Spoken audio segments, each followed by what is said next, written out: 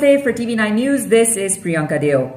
An American intelligence report has revealed that researchers from China's Wuhan Institute of Virology fell sick and even had to be hospitalized back in November of 2019. The report comes after China continually denies carrying out bioterrorism in terms of the coronavirus pandemic. Now, despite these workers falling ill and showing COVID-19-like symptoms, China reported that its first patient with COVID-like symptoms was only in December of 2019, 1 month later after these workers fell ill and were hospitalized. Now, keep in mind, it was also exposed not too long ago that multiple journalists and social media influencers who were reporting in Wuhan of the ground realities at that time were detained. Coming back to this most recent American intelligence report, China completely denies it. In fact, spokesperson for China's foreign ministry, Zhao Lijian, not only discredits the report but also accuses America of, and I quote, hyping up the lab leak theory. Now, this might be true, but it's important to note that the Wuhan Institute of Virology regularly has conducted military research,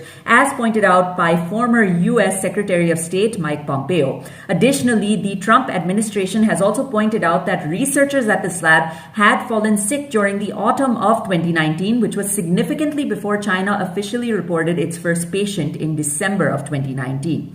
Now, at present, there's no conclusive evidence that the researchers who fell sick did have coronavirus, but this most recent report does raise some doubt amongst the international community that China was trying to hide the coronavirus for some reason. To add to this, the World Health Organization conducted an investigation on the origins of the coronavirus pandemic, and the eagerly awaited report came out last month. Now, the report states, and I quote, that there was no reporting of COVID-19 compatible respiratory illness during the weeks and months prior to December of 2019, and no serological evidence of infection in workers through SARS-CoV-2 specific serology screening. But the World Health Organization investigation and report was quickly criticized by at least 14 nations, including the United States as well as the United Kingdom, because it did not provide, and I quote, complete original data and samples. Now, in addition to this, the World Health Organization was also accused of being compliant to China, since the report was co-authored by 17 Chinese scientists,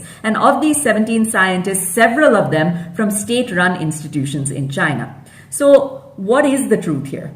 Well, the truth is that it's hard to get to the truth. Now, this is because China has made access to the Wuhan Institute of Virology next to impossible to get. For this reason, one can't help but wonder if China is trying to hide something. In addition to that, if there's really nothing to hide and the first case, as China claimed, did come about in December of 2019, then why detain journalists and social media influencers who were on the ground reporting the reality in Wuhan at the time? The lack of transparency that China is giving on the origins of the coronavirus pandemic shows that it is either hiding the truth or has some ulterior motive that it is intentionally not telling the rest of the world. For TV9 News, this is Priyanka Deo signing off. Namaste.